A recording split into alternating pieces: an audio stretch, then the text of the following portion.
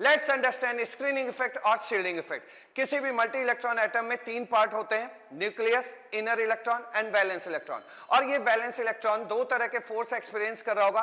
First one is nucleus इस valence electron को अपनी ओर खींच रहा होगा और इस तरह इस वैलेंस इलेक्ट्रॉन पे एक अट्रैक्शन फोर्स लग रहा होगा। और दूसरा ये जो इनर इलेक्ट्रॉन है वो इस वैलेंस इलेक्ट्रॉन को बाहर की ओर धक्का दे रहे होंगे, तो इस तरह वैलेंस इलेक्ट्रॉन पे एक रिपल्सिव फोर्स लग रहा होगा। और इसी रिपल्सिव फोर्स जो इनर इलेक्ट्रॉन और वैलेंस इलेक्ट्रॉन के बीच में लग रहा है, इसे ही हम स्क्रीनिंग इफेक्ट कहते हैं।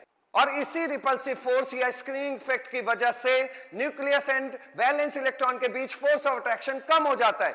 इसे हम ये भी कह सकते हैं कि ये इनर इलेक्ट्रॉन एक शील्ड की तरह, एक ढाल की तरह न्यूक्लियस एंड वैलेंस इलेक्ट्रॉन के बीच में काम कर रहा है। तो इस इनर इलेक्ट्रॉन्स का एक शील्ड की तरह काम करना ही स्क्रीनिंग इफेक्ट या शील्डिंग इफेक्ट होता है।